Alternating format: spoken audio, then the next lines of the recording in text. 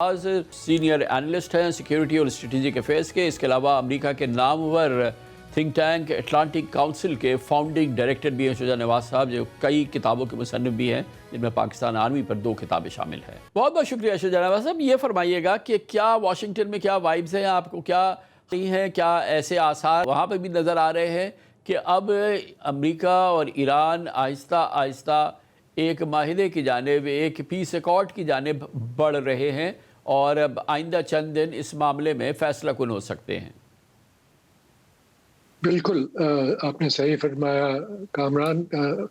تمام سائنز جو ہے وہ اسی طرف جا رہے ہیں، خاص طور پہ امریکہ کی جو اپنی حالت ہے اس وقت اکانومی کی اور انفلیشن کی، صدر ٹرمپ نے اس کو بھی مد نظر رکھتے ہوئے یہ تمام فیصلے کرنے ہوں گے۔ اس کے علاوہ آپ نے چین کا ذکر کیا، صدر ٹرمپ تیاری کر رہے ہیں چین کے دورے کی، اور وہ ضروری، میں سمجھتا ہوں کہ بہت ضرور ان کے لیے اہم بات ہوگی کہ وہ چین کے ساتھ فیصلے کریں، اور اس میں ایران کے اوپر پہلے ہی اگر فیصلہ ہو جائے۔ بنیادی طور پہ میرے نزدیک ایک نقشہ موجود ہے جس پہ کہ پہلے بھی فیصلہ ہو چکا تھا، اور ایران نے، امریکہ نے، روس نے اور یورپین ممالک نے، یورپین یونین نے دستخط کیے تھے جولائی 2015 میں۔ جے سی پی او کی آپ بات کر رہے ہیں؟ جی، جے سی پی او، اور وہ جو نقشہ ہے وہ قائم ہے ابھی تک۔ اگر اس نقشے کو بنیاد بنائیں ایک نئے معاہدے کی، اب میرے نزدیک 2 چیزوں پہ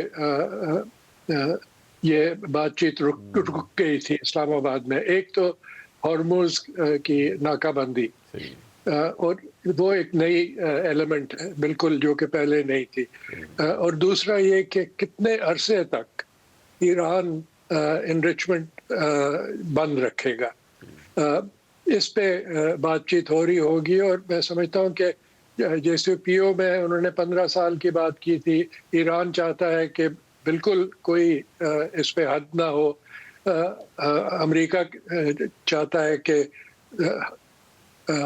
حد ہونی چاہیے اور ایران بالکل انریچمنٹ نہیں کرے۔ تو اس پہ جے سی پی او پہ اگر آپ دیکھیں تو 15 یا 20 سال کی انریچمنٹ پہ اگر بات ہو جاتی ہے، اگریمنٹ ہو جاتی ہے کہ 3.67% انریچمنٹ ہو سکتی ہے ایران میں، لیکن اس کا بہت ضروری ہوگا کہ آئی اے ای اے کے ساتھ معاہدہ کرے، اور خاص طور پہ جو آئی اے ای اے کا ایڈیشنل پروٹوکول ہے جس پہ ایران نے ابھی تک دستخط نہیں کیے، اس کو ایران اس اگریمنٹ میں شامل کرے۔ مگر شاہ صاحب، ایران جو ہے این پی ٹی کا تو ممبر ہے نا؟ این پی ٹی کے ممبر ہے، اور این پی ٹی کا بھی نقشہ ایک موجود ہے اگر اس کے تحت ہم رکھیں، لیکن سب سے اہم جو اس میں بات ہے وہ ہے آئی اے ای کا کیا رول ہے۔ آئی اے کی سیف گارڈز ڈپارٹمنٹ کے انسپیکٹرز ریگولرلی اگر وہ جا سکتے ہیں اور دیکھ سکتے ہیں کہ کس حد تک ایران نے انریچمنٹ کی ہے۔ آپ کو یاد ہوگا کہ جے سی پی او کے تحت تقریباً 300 کلو گرام کی انہوں نے حد رکھی تھی۔ اب خبر یہ آتی ہے کہ ایران کے پاس کافی بڑا ذخیرہ ہے ہائیلی انرچڈ یورینیم کا، لیکن اس کے بھی ایک حل ہے، وہ یہ کہ اس کو ڈاؤن بلینڈ کر کے آئی اے کے حوالے کر دیں یا کسی اور ملک کے حوالے کر دیں، تو یہ سب فیصلے ہو سکتے ہیں۔ تو شجاع صاحب یہ بالکل صحیح ہے، دس از واٹ ایکسپیکٹڈ، یا جو امریکہ کی خواہش ہے کہ ایران یہ کر دے تو بس مسئلہ حل ہے۔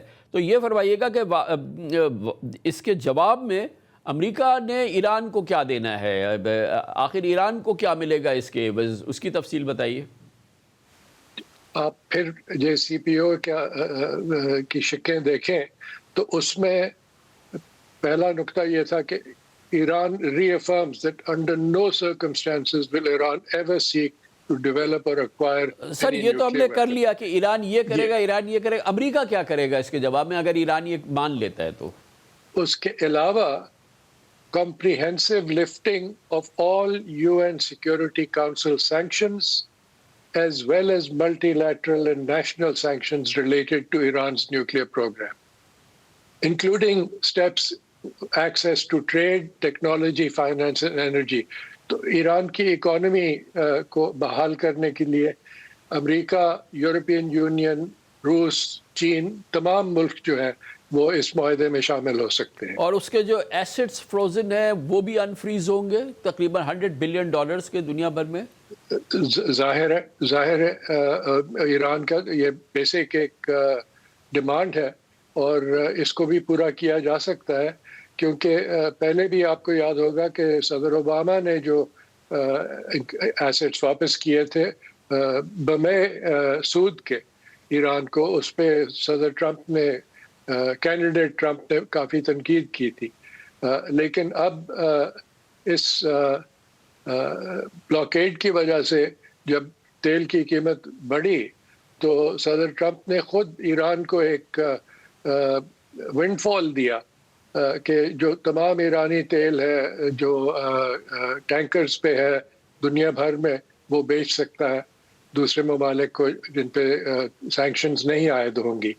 تو اس سے ایران کو $14 بلین کا ونڈ فال ہے. تو شجاع نواز صاحب اب مان لیتے ہیں کہ جیسے کہ ہمیں لگ رہا ہے کہ we are getting very close to a deal, اور جس کا یہ ایلیمنٹس ہوں گے جو کہ آپ نے فرمایا، اگر جو کمپوزٹ ڈیل ہوگی تو یہ تو وی آر ٹاکنگ اباؤٹ بالکل different Middle East, different West Asia, and of course completely different Iran on path to economic rehabilitation, on path to economic global integration، اور ایک میجر پاور ایمرج کرے گی. اور پاکستان کی کیونکہ وہ بالکل پڑوس میں ہے تو اتنی بڑی انرجی کی پاور ہونا پاکستان کے لیے بھی تو ایک بہت بڑی ایک ونڈ فال ہو سکتی ہے. ہم بالکل ایک نئی دنیا اس پورے خطے کے لیے ایک نیا سینیریو دیکھنے جا رہے ہیں.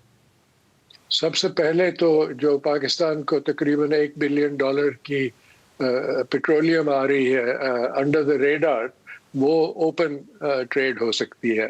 اس کے علاوہ پائپ لائن اسٹیبلش کر سکتے ہیں، اور شاید میں بہت امید کرتا ہوں کہ اس میں بھارت اگر شامل ہو جائے تو وہ India Pakistan Iran pipe line جو ہے وہ بھی ایک وائبل پروجیکٹ بن سکتا ہے. تو لیکن آپ نے کہا کہ نقشہ تبدیل ہو جائے گا، ایک حد تک نقشہ تبدیل نہیں بھی ہوگا. وہ اس لیے کہ مشرق وسطیٰ میں صرف ایک نیوکلیئر پاور ہے جس کو کہ مغربی ممالک نے قائم کیا اور رکھا ہے ایز اے نیوکلیئر پاور، وہ اسرائیل ہے. اور یہ اسرائیل جو ہے that is going to be the jack in the house of cards. لیکن اوور آل جو گلف GCC ریجن ہے اس میں ہم بڑی سگنیفیکنٹ چینجز دیکھیں گے جیو پالیٹکس میں.